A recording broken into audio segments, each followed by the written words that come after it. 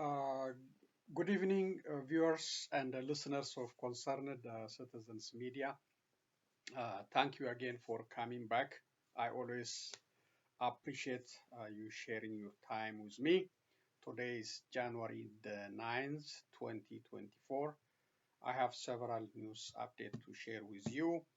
Uh, the tension between Somalia and Ethiopia still continue after the signing of uh, memorandum of understanding. So that tension is very tough, even impacting the Ethiopian immigrants in Somalia. So I have that update, and also about these Orthodox priests calling on Prime Minister Abiy Ahmed of Ethiopia to consider resigning. Uh, so just this one is much better. The previous priest Abune Lucas called for his assassination. So this one, smoothly, politely requesting Prime Minister Abiy Ahmed to consider resigning. So this is much better instead of calling for his assassination, uh, for his murder. So it's calling, upon him to resign because of his all uh, failed leadership in Ethiopia. Uh, you know, it's taking examples like Haile Mariam Desalegn, former Prime Minister of Ethiopia, resigned after things didn't go well. Also citing Nelson Mandela of South Africa, giving up power for others. So this priest is much better, smoother terms for Prime Minister if he can listen to him, if he can consider. But Prime Minister Abiy Ahmed is not that kind of person. I don't think he would consider resigning.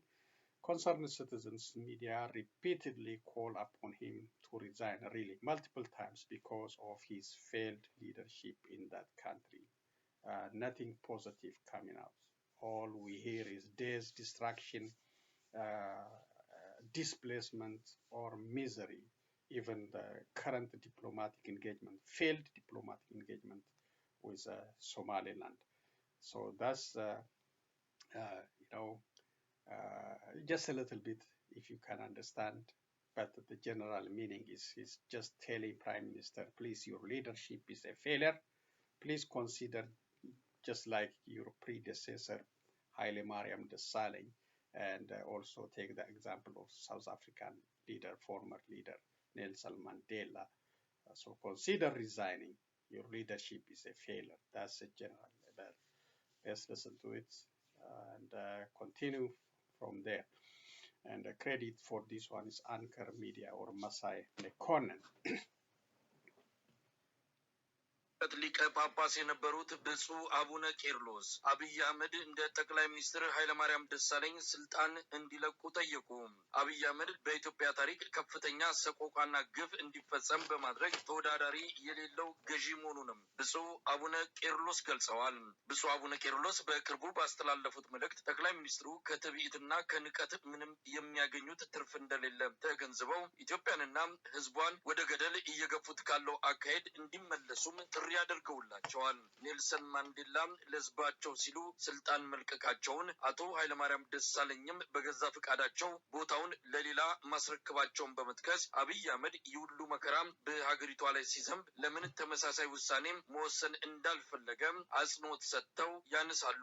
ብፁዕ አቡነ ቄርሎስ ከፍተኛ ወቀሳና ቁጣ ያዘለው የብፁዕ አቡነ ቄርሎስ መልእክት ከቅርብ ጊዜ ወዲህ በአብይ አህመድ ላይ እየቀረበ ያለው የአባቶች ውግዘትና ተቃውሞ ጋር እየተጠቀሰ ይገኛል።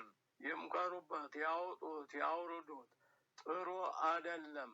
ታግሳለች የኢትዮጵያ ቤተክርስቲያን። ስንት ነገር ሲፈጸም ድምጿን አጥፍታ ዝም ብላለች። አሁን በዛ በሃይማኖት ላይ ስለዘመተ ያንን ለምን እንትን አሉ ሳይሉ እንደው አስተውለው ባልንጀሮችን ኑሮ ደህና ባልንጀሮች እስቶ ብቻ መድረኩን አያዙ ከወንድም ይቀበሉ ምክር በምንም ነገር አይቀበሉም። Yeah, he's telling the Prime Minister is not taking any advice from anyone. He's waging a war against Orthodox Church. ያልኩት ይበቃኛል አይልም። በእውነቱ በቃይ ማለት እንዴት ያለ ትልቅ እንትን ነው። አፄ ኃይለ ሥላሴ ያን ያህል ሁሉ ዘመን ኑረው እንደው ወደዚህ ይበቃኛል ብለው ሰው ተክተው ቢሆን የሁሉ አደጋ ባልደረሰም ነበረ። ዝም ብለው በመግፋታቸው እንትን የእሱም አራት ዓመትም ቀላል አይደለም። ስሞትን አስጠርተዋል ማለት tough decision to leave the power at the time. If he did, he will not be in this mess. So he's advising Prime Minister Abiy, do it before too late. ኢትዮጵያን መምራት አቅቶኛል። This is Hailemariam Desalegn, former Prime Minister of Ethiopia, resigned. የሁሉ ህዝብ ሲያልቅ እያዩ ዝም ምንም እንደሌለ ሰው እያለቀ ሰው እየሞተ ሰው እየተሰደደ ችግኝ ጣቢያ ችግኝ እንድተክሉ ብለው ነው የሚያውጁት። ኧረ ጉድ ነው። ከችግኝና ከሰው የማን ነው የሚበልጠው? ችግኝ እኮ ለሰው አገልግሎት ነው። It makes sense. Prime Minister is planting tree whenever people die, just telling, it might be used as a shade for the dead. So he's criticizing that one too. Which makes sense. 27 ዓመት ሙሉ በእስር ቤት በእንግሊዞች በእስር ቤት ቆይተዋል። ከዛ በኋላ ኔልሰን ማንዴላ ታሾሙ ብለው ለመኗቸው፣ አስቸገሯቸው። ትንሽ ተቆዩ በኋላ ይበቃኛል ፈቃዳቸውን ፈጽሜያለሁ ሌላ ሰው ሾሙ ብለው ነው የለቀቁት። ስማቸው ይጠራል። በእኛማ ኃይለማርያም አዎ ይበቃኛል፣ የለም የኢትዮጵያ አስተዳደር ተወላግዷል፣ ተጣሟል፣ እኔ ብቻዬን ማቅናት አልቻልኩም፣ ሌላ ሰው ጨምሩበት አሉ። ምን አለ እንደው በእውነቱ አደጋ ሳይመጣ በእውነቱ ያንን በትዕቢት የሚሆነውን ነገር በንቀሽ የሚሆነውን ነገር ቢተውት በጣም ጥሩ ነው እንላለን። ይህ በእንዲህ እንዳለ ባለፈው ሳምንት መጀመሪያ ላይ አብይ አህመድን በማውገዝ ህዝቡ እንዲነሳ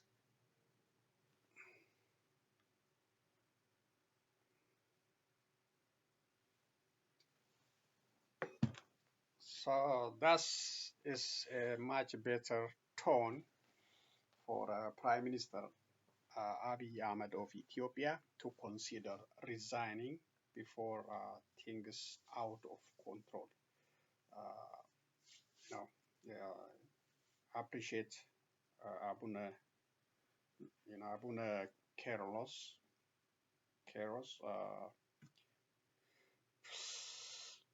priest of Orthodox Church, calling for Prime Minister Abiy Ahmed to resign. This is much better than the previous priest Abuna Lucas called for his assassination.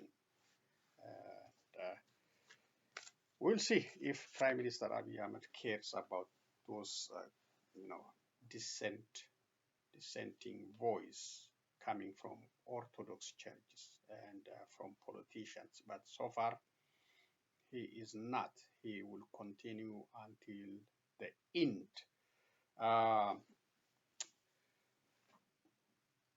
Oromia also still in crisis. The wage between Oromo Liberation Army and the federal government of Ethiopia still continue, and some restriction, embargo on transportation, on vehicles, any transportation activity leaving from Addis Ababa to major towns and cities in Oromia. That was under embargo. OLA already sent out a warning, to consider not to use any transportation leaving from Addis Ababa to major Oromia cities and the towns. So still that is still effective, and the fight is still waging. According to some social media, Oromo Liberation Army forces captured a school compound in Sululta, took selfie or a photograph, and that is still circulating. So the war is still tough, still continues. And another war which doesn't have public support still going on in Amhara region between Fano militia and the federal government led by Prime Minister Abiy Ahmed. If you don't have public support, you are wasting your resources. You are wasting your resources, and the valuable lives of those soldiers, those militia, those police. If you don't have public support, if you are just pouring, it's just pouring fuel into fire, So you might continue as long as you have the resources, but it will not take you to victory. The same thing is happening in Oromia. Oromia doesn't support, Oromos doesn't support this federal government waging a war against Oromo Liberation Army in the same way the Amharas are, supporting Fano militia. They don't support Prosperity Party. So Prosperity Party is sending tanks, drones for nothing. They have to reconsider, as the priest said, a better solution, a peaceful resolution for both wars. This is senseless war, it's a bloody war, continues, and without credible result for the government of Ethiopia. And Fano did, engage the federal forces in Gondar towns and the cities for almost 3 days to control of, the city. Then left out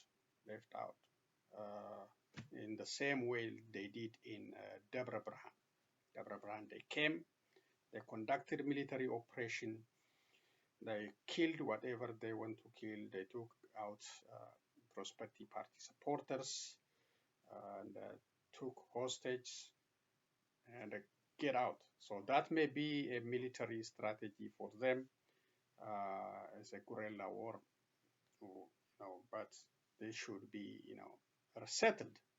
They should be settled through dialogue, through negotiation, because there is no military victory if it's not supported by the public. The other very serious issue is the Ethiopia and the Somaliland signed memorandum of understanding about Ethiopia. This is another indication of diplomatic failure from Prime Minister Abiy Ahmed. Ethiopia failed globally since Abiy Ahmed came to power. Very poor diplomatic engagement with the global community. So this is another indication, mishandled by Prime Minister Abiy Ahmed. Now is creating tension, very serious tension between Somalia and Ethiopia, even going to impact the immigrants living in Somalia. According to different social media, the Somalians are, angry about this agreement, and coming, posting threatening messages and showing guns, bullets, and social media, trying to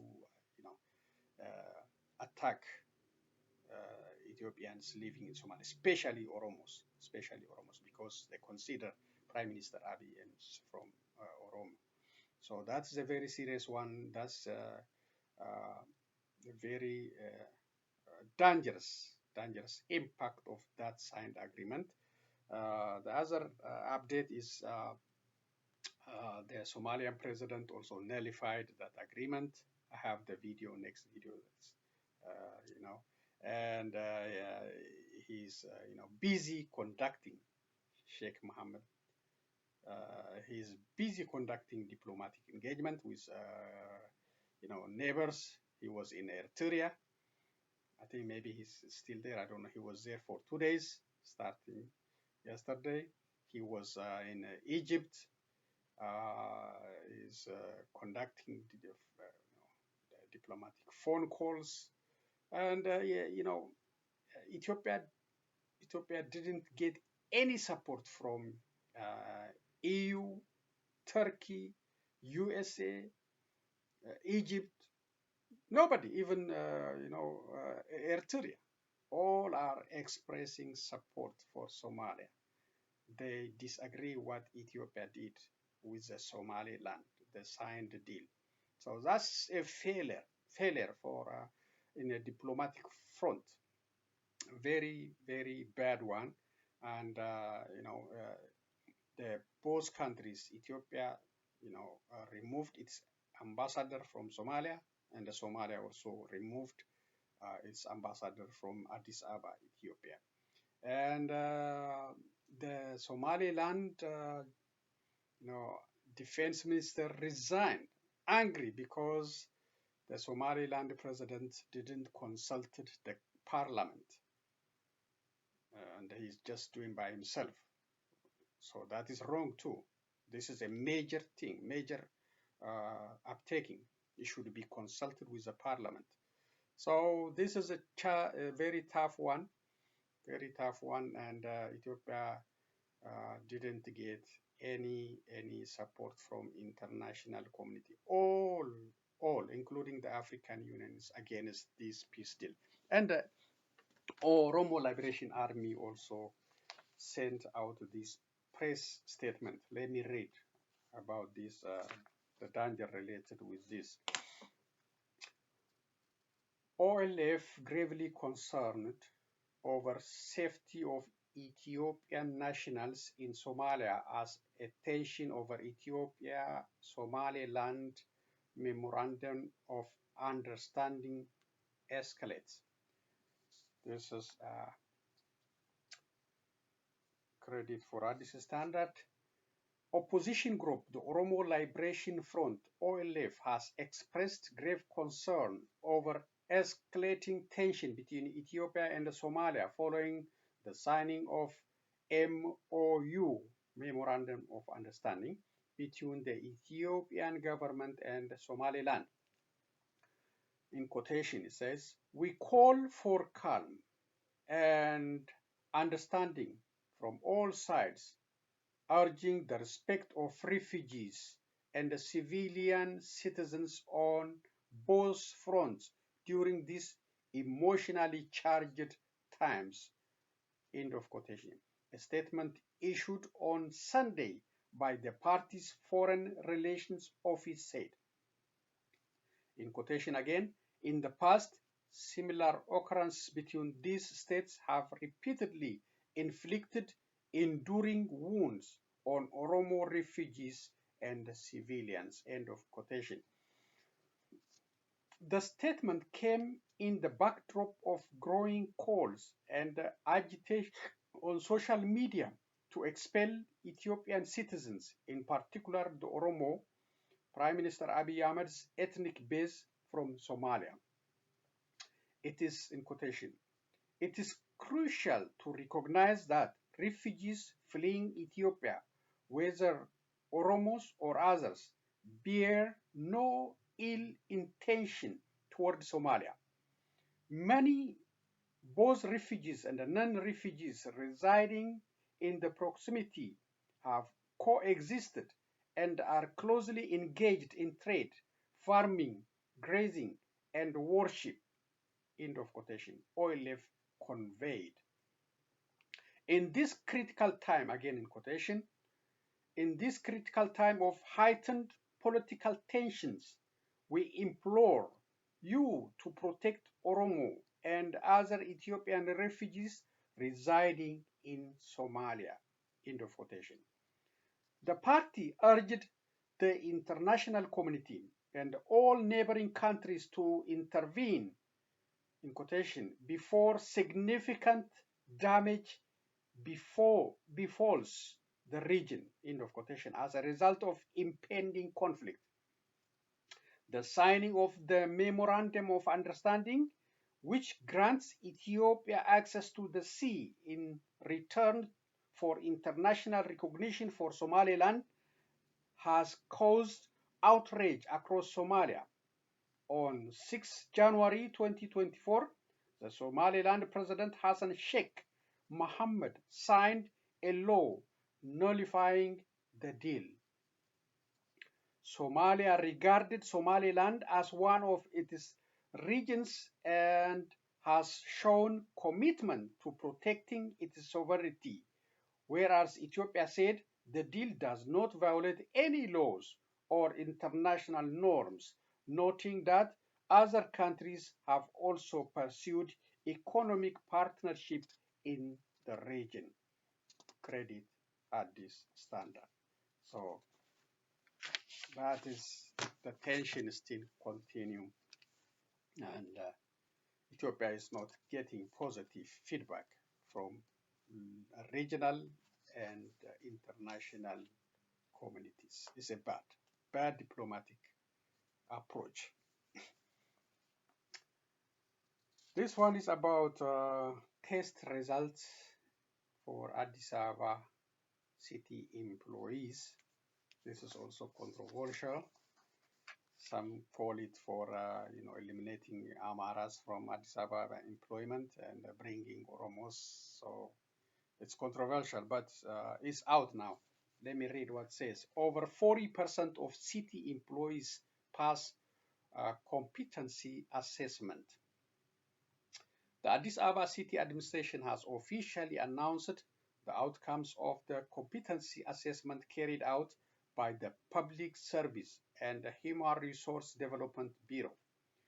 Of the 15,151 candidates examined in December 2023, a total of 6,517 employees, 43%, succeeded in attaining the necessary passing marks, so less than 50%.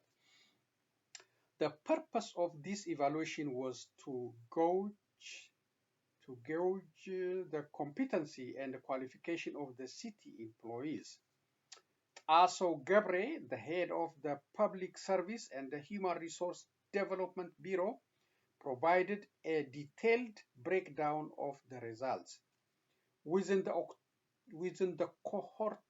cohorts of 4,213 leadership personnel who were assessed, only 34%, or 1,422 individuals, met the minimum performance criteria of 60%. The remainder of the leadership group failed to reach the established threshold. The evaluation also encompassed 10,257 members of the general staff, of whom approximately 50%, or 5,095 employees passed. In sum, 15,592 employees and managers had initially registered for the examination, which was conducted under stringent confidentiality measures by Addis Ababa University and Kotobe Metropolitan University. Of those registered, 15,151 presented themselves for the assessment. also indicate that the tests of 681 employees were voided due to a range of procedural errors, and 441 staff members were absent and didn't partake in the examination as scheduled. According to municipal authorities, competency evaluation seeks to establish objective and standardized benchmarks for employee competencies, which are expected to inform the development of training programs and professional growth initiatives within the municipal department, thereby improving public service delivery. Credit at this standard. Okay, so it's not about reshuffling or taking out Amharas and putting Oromos. So it's about testing efficiency, testing competency, and figuring out the failure, then giving training to advance. That is the assessment of the Addis Ababa University and Kotobe University. So it should be taken positively. If it's advancing the public service, which is good. That remains to be seen. This is about Tigray region calling for urgent aid. Tigray region appeals for aid to support students during drought catastrophe. The Tigray Education Bureau has issued a formal request for immediate assistance from the federal government, the international community, and all relevant stakeholders to address the critical hunger crisis in the Tigray region, which the administration says is causing an alarming rise in school dropouts. The Bureau advocates for the swift establishment of a student feeding program to alleviate the negative impact on the educational sector. Kiros Guesh, head of the Tigray Bureau of Education, underscored the acute nature of the crisis, especially in the district suffering from severe drought. In quotation, thousands of students living in drought-afflicted areas are on the brink of abandoning their education unless a feeding program is introduced without delay, end of quotation, Kiros stated. The Tigray Interim Administration, in partnership with the federal government, international and national NGOs, and the Interim Regional Administration carried out an assessment from 18 November to 05 December 2023, focusing on zones that the regional administration could access. The results of the assessment showed that 36 districts and 213 villages are heavily affected by drought, affecting 625 schools and 222,940 students. The war and the impact of the drought have resulted in enrollment figures that are significantly lower than the school's capacity. The Bureau has emphasized that out of an expected enrollment of over 2.4 million students, a mere 40% have been able to continue with their education. The situation has been further aggravated by the deaths due to starvation, the displacement of people within the region, and migration across borders.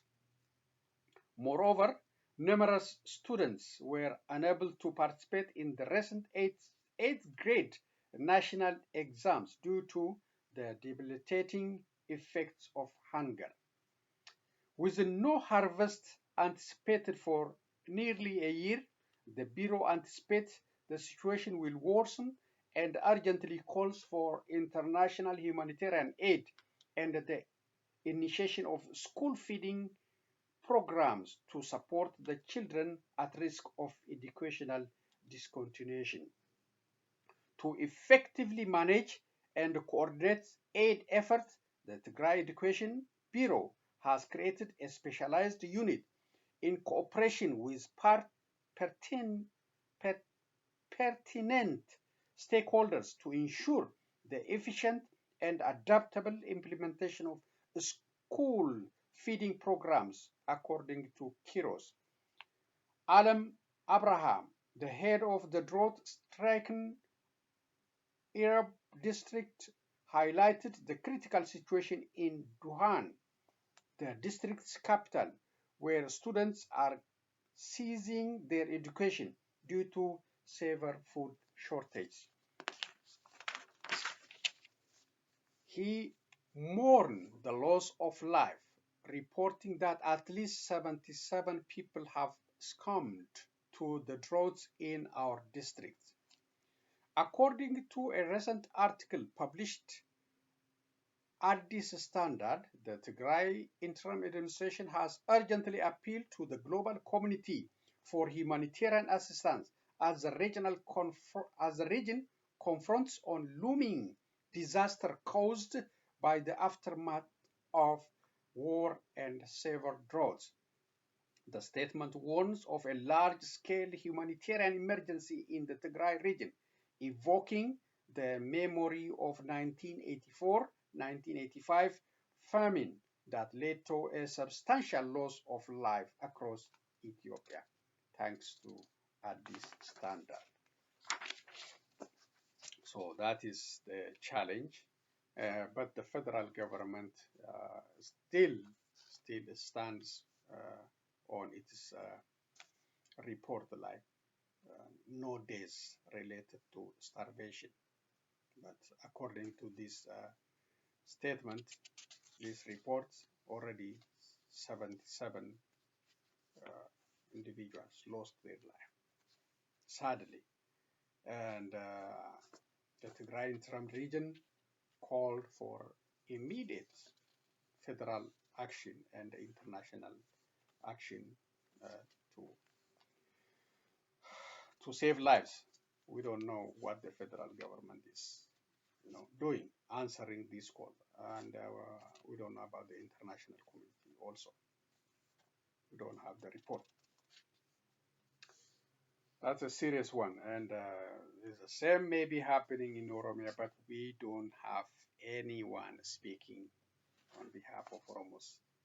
Shimaldas Abdisa, Abiy Ahmed, and those in this prosperity group never raised such serious concern. I'm sure we have major problem in Oromia: displacement, hunger, starvation, but they don't want to talk. They don't, because we don't have real representative of the people. Tigray now, they have interim government. They can speak the issue, the challenge the people suffer, but we don't have that in Oromia. That's sad. This is about Bangladesh election.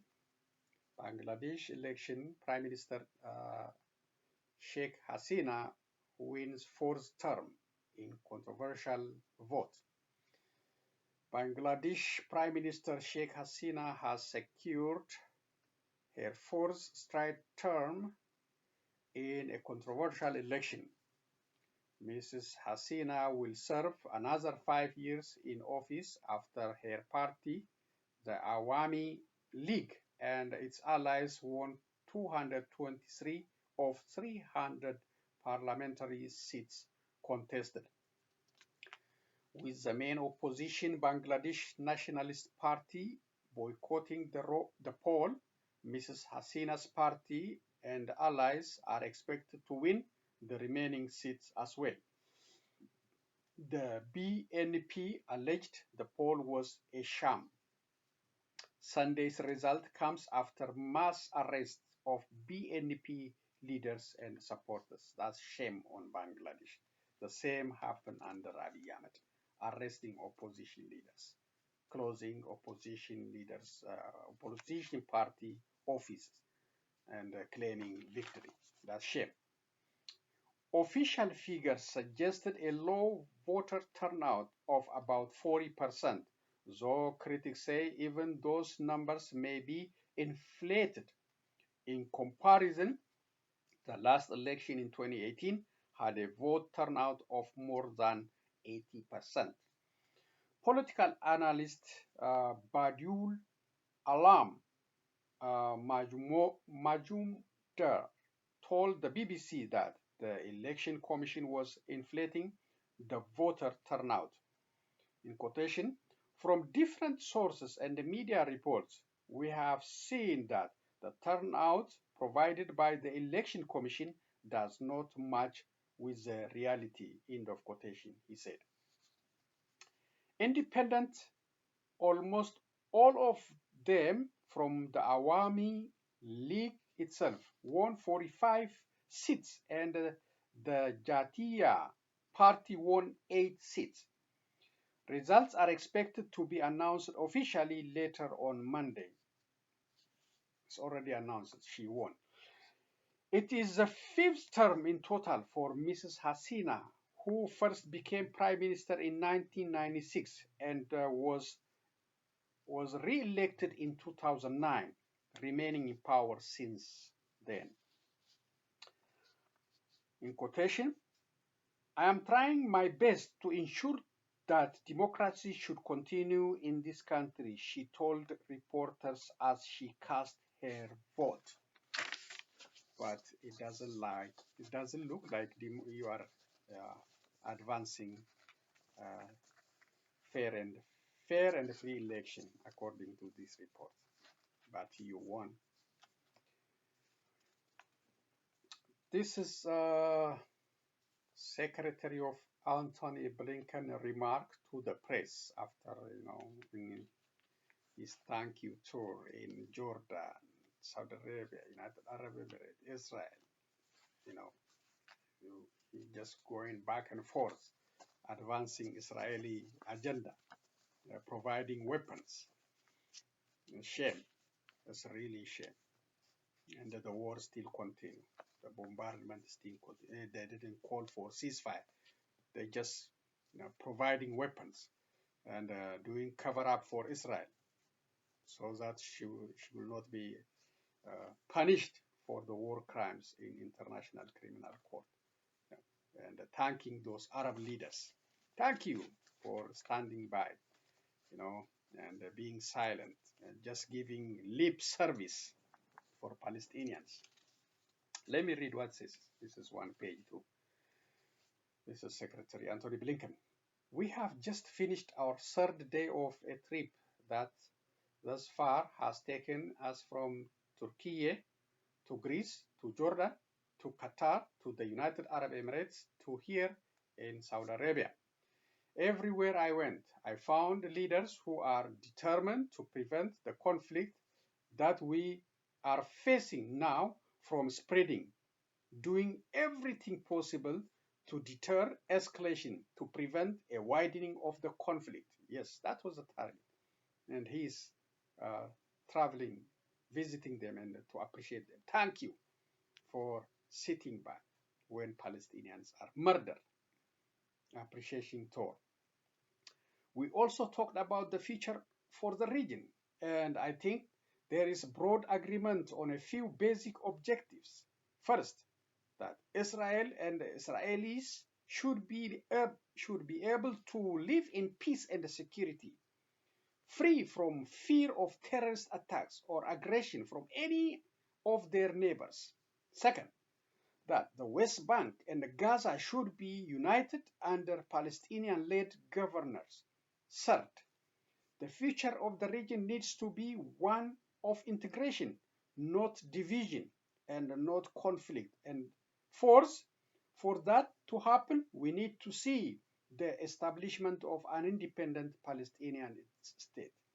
Okay, this is good, but after you destroy the Palestinians, after you killed more than 23,000 Palestinians, you are advocating for Palestinian state without any accountability. Now, no one I talk to thinks any of this will be easy. all recognize the hurdles, and no one thinks that anything will happen overnight. But we agreed to work together and to coordinate our efforts to help Gaza stabilize and recover, to chart a political path forward for the Palestinians, and to work toward long-term peace, security, stability in the region as well. I hope that will happen, but with accountability. Accountability. Israelis and the United States should be accounted for for merciless killing and the destruction of the Gaza city. In the same way, the Germans are still paying for Palestinians. No, apologies, for Israelis. There is a payment still going on for that, for Nazi crimes. Still paying. So Israelis should pay for Palestinians and Americans also. I also found across the board that the countries we visited, the leaders we spent time with, are prepared to make the necessary commitment, to make the hard decision to advance all of these objectives, to advance this vision for the region. We are heading now to Israel. Yeah, he was in Israel, where I have an opportunity to share with Israeli leaders everything I have heard that far on this trip, and also to talk to them about the future direction of their military campaign in Gaza. I will press on the absolute imperative to do more to protect civilians and to do more to make sure that humanitarian assistance is getting into the hands of those who need it. We will also, of course, focus on our relentless effort to bring back the hostages, Americans, Israelis, and others. And we'll talk about how we see the future for the region and for Israel. And I am convinced that there is a future path that can actually bring lasting peace and security for Israel, that can assure that October 7 never happen again, and that can bring the region together, that can meet the aspiration of the Palestinian people, and do it in a way that make this region focused on the future, not on the challenge of the past. Okay, it's good vision, still concerned citizens media call for accountability. Israel cannot go for free after all these days and distractions. And Blinken, Biden administration supported it and still didn't call for ceasefire. They just keep watching the days and the distraction in Palestine. Okay, maybe this is the last one for today's reading. This is about joint statement on DPRK-Russia ballistic missile transfers. The following is a statement from the Ministers of Foreign Affairs of Albania, Andorra, Argentina, Australia, Austria, Belgium, Bulgaria, Canada, Croatia, Cyprus, the Czech Republic, Denmark, Estonia, Finland, France, Georgia, Germany, Greece, Guatemala, Iceland, Ireland, Israel, Italy, Japan, Latvia,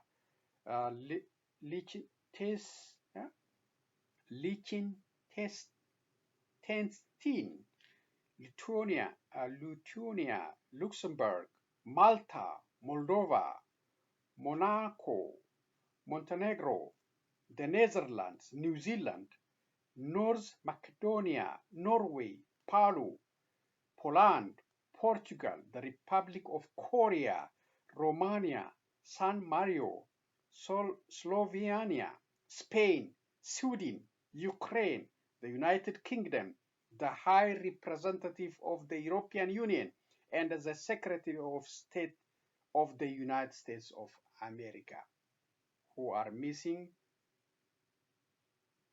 We don't know the reason. African countries are missing from this joint statement. And also the Middle East, except Israel. I don't see Saudi Arabia, I don't see United Arab Emirates. So Why? Why they didn't invite them, or they just want to? They don't want to participate on a Russian and DPRK issue. So there must be an answer for that. They are missing. Most of African countries. We have 50 or more African countries and so many Middle Eastern countries. No name except Greece and Israel. Okay, the text is the following. We condemn in the strongest possible terms the Democratic People's Republic of Korea, DPRK, export and Russia's procurement of DPRK ballistic missiles, as well as Russia's use of these missiles against Ukraine on December 30, 2023 and January 2nd, 2024. The transfer of these weapons increases the suffering of the Ukrainian people, supports Russia's war of aggression, and undermines the global non-proliferation regime. The United States is providing lethal weapons to Israel. Tanks, bullets, mortars, money for Israel to kill Palestinians. It's a double standard. I think it's a double standard. You know, if they are concerned about North Korea weapons shipped to Russia to wage war in Ukraine, the same concern should apply in case of Palestinians. They are providing without Congress approval. Really, the United States providing weapons, large stack of weapons, tanks to Israel to wage war against Palestinians. It's so sad. Russia's use of DPRK ballistic missiles in Ukraine also provides vulnerable technical and military insight to the DPRK.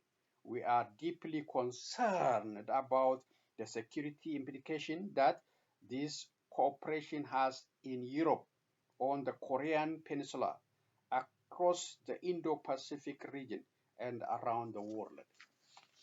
Because of this double standard, maybe the Middle Eastern countries, Africa, didn't participate because there is a double standard.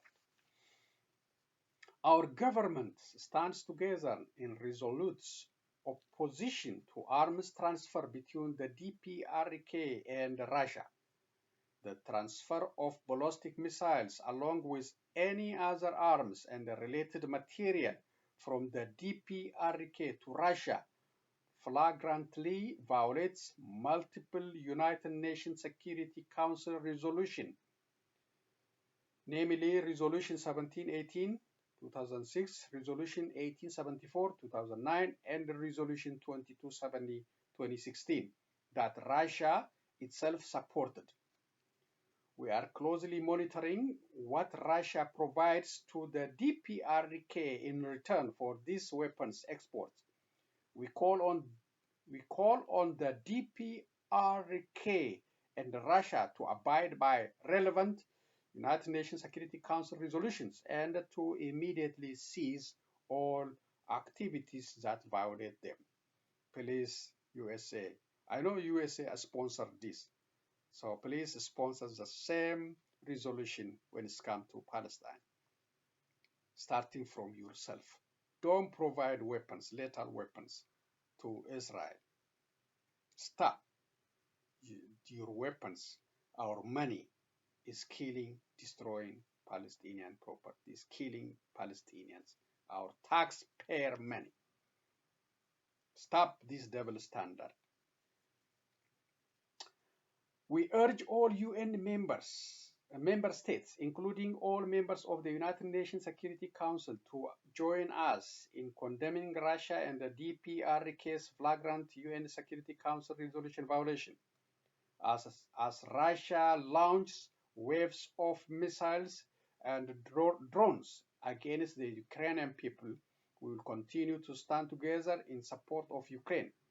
We further call on the DPRK to respond to the numerous and genuine offers to return to diplomacy, the only path to an enduring peace on the Korean Peninsula. Credit State Department. So I'm tired. We are tired of this double standard. You're doing different here, and you're supporting war crime on the other side. So that's shame. The United States should have clear standard. As a country believe in democracy and freedom and justice. Shame on Biden administration, Blinken, and all these supporting war crimes in Palestine against Palestinian cities and Palestine. Okay, so that's all I have for reading. I shared a couple of videos and in today's presentation.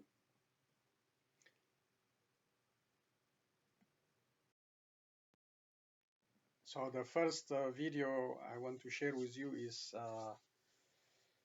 Somalian president signing to nullify the agreement between Ethiopia and Somaliland.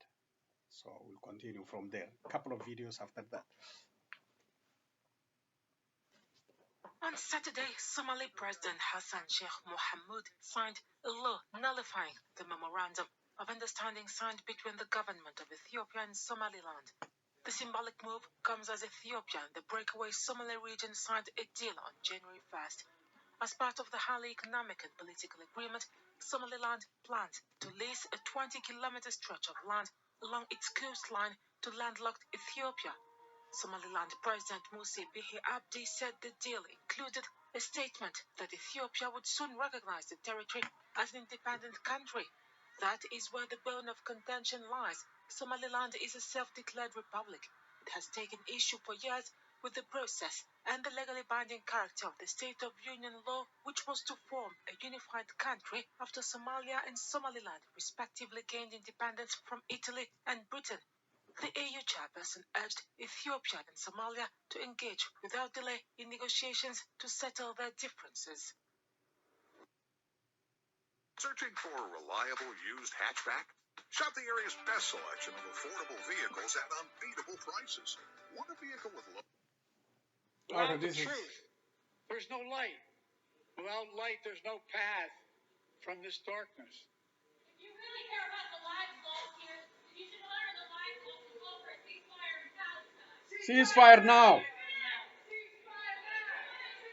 Yeah. That's all right. That's all right. That's Shame all right. on Biden. That's all right.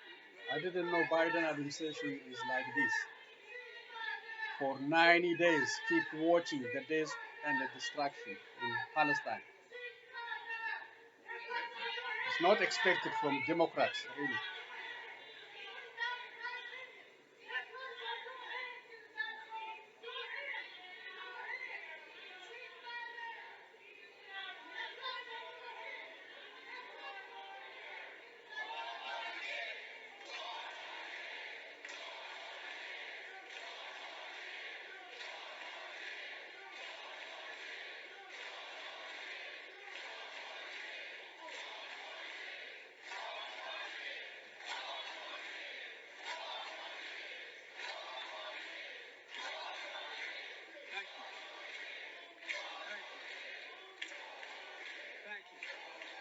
Look, folks, I understand their passion, and I've been quietly working with the Israeli government to get them to reduce and significantly get out from Gaza. I'm using all that I can to do. Call for ceasefire. You're supposed to call for ceasefire. Not silently working to reduce it. One of the big questions that I think many of the MPs on that committee have been really building up to is the question of whether David Cameron's Foreign Secretary has seen or received advice from UK government lawyers suggesting that Israel has been in breach of international humanitarian law. And this there were many questions about this. He initially refused to get into it. He said he couldn't answer. He couldn't remember every single piece of paper that came across his desk, that the way it works is that lawyers look at specific incidents and they go off and they ask the right questions, and he can't therefore give a blanket answer.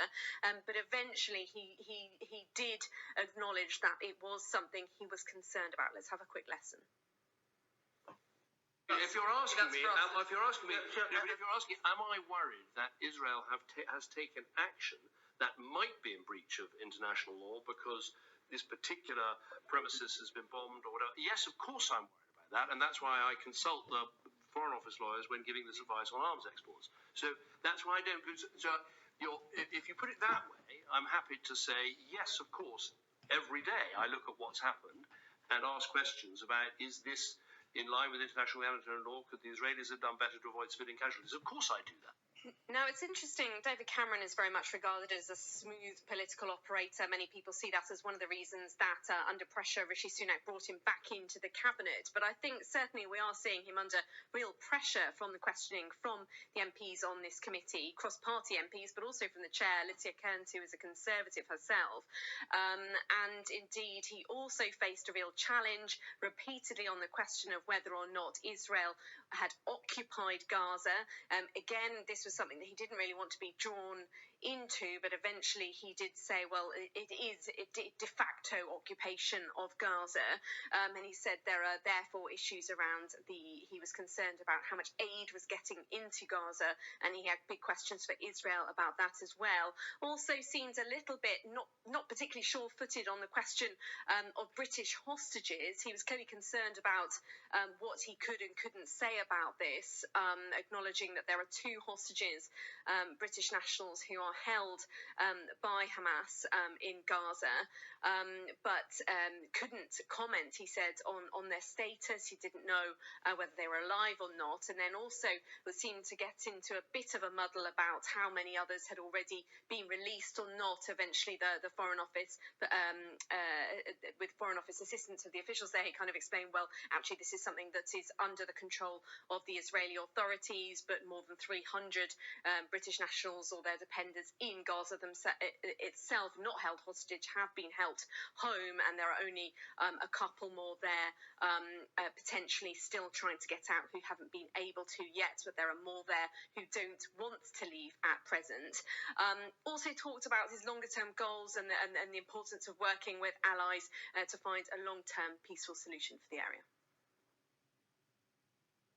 You know, starting a business is hard, or so you thought. That's why you need Busy. It's an absolute game changer in getting your business off of the ground. Maybe one more. To start your own LLC sounds too good to be true. Tema broke the world record for the fastest marathon debut in Dubai on Sunday, shaving more than a minute off the course record. The 25-year-old clocked 2 hours, 16 minutes and 7 seconds to become the 8th fastest woman in marathon history as she broke the Dubai course record by 61 seconds. A former African under-20 championship gold medalist in the 800 meters, Keteme established herself as a long-distance running prospect by winning the Great Ethiopian Run 10 kilometers race in 2022. Ethiopia swept the women's podium in Dubai as Ruti Aga and Dera Dida finished second and third. In the men's race, Ethiopia also led a clean sweep with Adisu Gobena winning in a time of 2 hours, 5 minutes and 1 second. The 19-year-old Gobena won on this marathon debut and finished 19 seconds ahead of Lemi Dumecha, with the Jene Megresa taking 3rd place.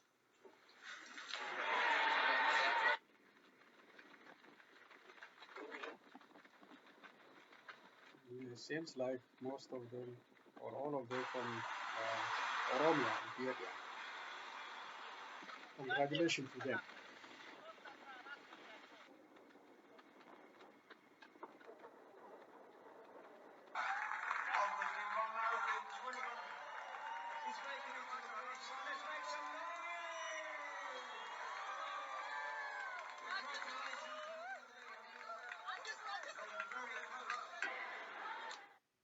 Okay, that's all the videos I have for you today. So let me conclude. It's interesting, the view shared by former UK President David Cameron about the ongoing Israeli bombardment of Palestinians. He said they might broke some international humanitarian law. It's clear. It's on the video. Really, it's on the video. The destruction, the indiscriminate bombardment against Palestinians. Everything. The evidence is there. The destruction, the complete destruction of Gaza City. This against international law. So still, we appreciate his stand. The United States is, they don't say this. They are doing the cover-up for Israelis. They are fighting against the International Criminal Court so that Israel will be defended and all Palestinian lives and the Palestinian properties, ruined, and no consideration for this. Inhumane. They are considered as inhumane Palestinians. That's why they don't call for ceasefire. And instead, what they do, they just keep providing weapons without congressional authorization. And the other serious matter for the Somalians brothers and sisters, for the Somali nations, the Oromos, they don't support Prime Minister Abiy Ahmed. The Oromos are the victims of this government. So please, guys, share my message with Somalian friends. Do not be misled. Oromos has nothing to do with this memorandum of understanding signed by Prime Minister Abiy Ahmed and the Somaliland. They have nothing to do. They are the victims. They are dying. And they are fighting for their survivals against this prosperity government. So do not attack. Do not consider the immigrants living with you as pro Prime Minister Abiy Ahmed. No. Most of them, they run away from his administration to survive. They are using your mercy. So please don't spoil our relationship. Be friendly. Do whatever you did in the past, accommodating them, helping them, just like Kenyan friends, Kenyan nations. Kenyans are welcomed Ethiopian immigrants with open arms, really. So Somalians, do not be misled, do not attack, do not intimidate them on social medias, do not show this anger against them. They have nothing to do with this memorandum of understanding signed between the Ethiopian government and Somaliland. Nothing to do. Nothing to do. So please be patient, and you have a right to get angry, but do not include those immigrants toward that anger. Do not attack them. Be friendly. Be accommodative, be helpful as usual. That is all I have for today. Thank you for joining me. I'll be back with other news updates. Be safe. So long, everyone.